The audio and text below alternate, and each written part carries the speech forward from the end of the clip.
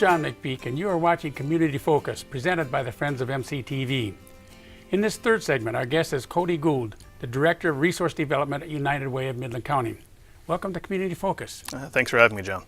Cody, United Way helps those in need in our community. Can you share with us what our community level goals are? Yeah, absolutely. Just like any reputable organization, we really have our own building blocks and the things that we like to see us accomplish as we go forward. So for United Way, as far as we're concerned, we're mainly looking at the building blocks of a good life. So focusing on health, education, and self-sufficiency.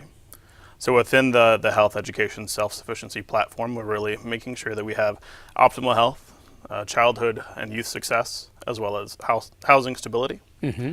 And everything that we have as far as our programs, it's really focused on those three pillars. So making sure that all of our youth programs are really focused from birth to career, that our individual families are healthy and safe. And we understand that safe is it's really a term that means something different to everybody who's involved. Well, most of our viewers are familiar with United Way's isALICE report that highlights the financial struggles of many of in our community throughout the state. 34% of Midland County residents and 40% of Michigan households struggle to make ends meet. So for those that may not be that familiar with isALICE, please give us an overview. Absolutely. isALICE it's an acronym for Asset Limited, Income Constrained, and Employed. So it's really basically just the working poor. Those are the families that are one major crisis away from really slipping into that poverty level. And when you're looking at poverty, as far as the federal government defines it, it's those families that are making $24,000 per year. And it's not even close to really being able to survive on that income.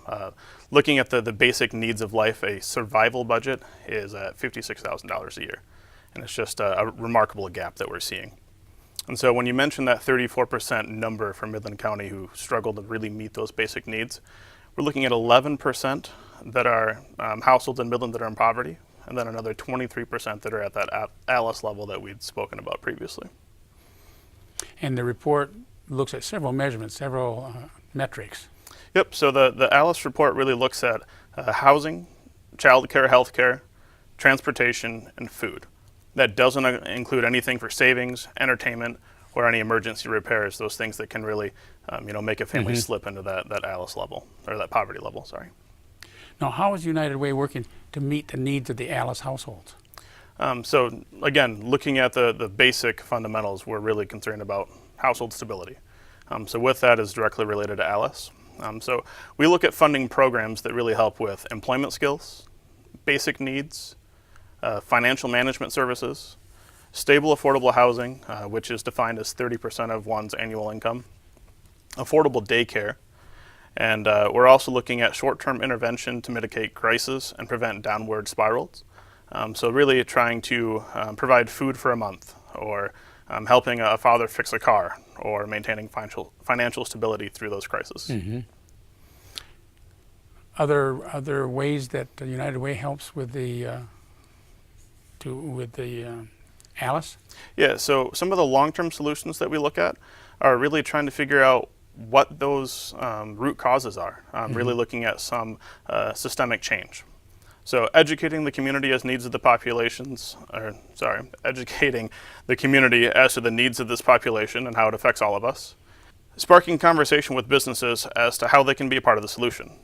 Part of the business solution for helping isALICE employees is the creation of our Formula for Success, an employer resource network. And can you share what an employer resource network is? So an employer resource network is a business support organization. We understand that employees are only worth as much as they're actually doing at work. And so a lot of these members of the population, they aren't as focused as what they might be if they don't have to worry about these things at home. So it's recognizing that employees who are struggling with concerns in their personal lives struggle to do work. It helps employees identify barriers to the employment, connects employees to those resources to help remove the barriers, supports training to enhance employee growth. And we understand that life is complicated. Employees who are able to take care of issues at home come to work focused and are better employees. And how is that done? What is the way that you implement that? Yep, so the ERN, we have a success coach. That success coach is a dedicated professional who has on-site hours of each of our 8-member organizations. They are available the remainder of the week via email or phone, just a quick call away. They help employees address issues that cause that workplace instability. So again, understanding that there are some barriers that need to be addressed at a higher level.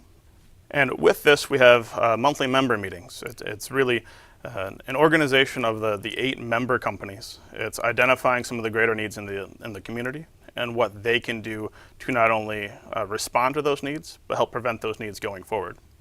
So some of the gaps that we may see are gaps in daycare or transportation, and understanding that there may be some financial needs that aren't otherwise able to be met. And with that, we have a great benefit to the employees. It's a program that we've partnered with Members First Credit Union. It's a bridge loan that may help fix those small car repairs or help with some credit repairs as things move forward. So United Way is much more than a fundraising organization.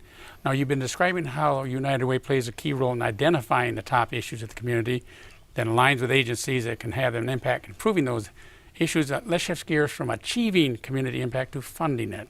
How does United Way's community campaign in the fall assist with this? Well, obviously, with all of the programs that we fund, there is a significant need as far as the funding goes. And our campaign is going to kick off just like it always does. We're looking at kicking off September 10th this year, going through October 31st, with a goal of $4.7 million. And those that want to give at home, if they don't work, or if they want to give separately from being at work, they can go to your website? Yep, those that aren't impacted in some sort of a employer campaign, you can just go straight to our website at liveunitedmidland.org or unitedwaymidland.org, and you have those donation resources there. Now, others may need to know how to access services. What's the best way that they can do that? Yeah, absolutely. The best way to access services is go directly to 211. It's just like 911, but it's really helping, again, that population who may have a specific need that isn't necessarily an emergency. So you call 211, it'll bring you to a 24/7 referral service, and they'll really get you situated with what you need to make ends meet. Connecting people who need help with people who can offer help. Exactly. Cody, thank you for appearing on Community Focus to keep us informed about the impactful work of our local United Way. Thank you so much. In our final segment today, we'll hear about the Cruise and Car Show.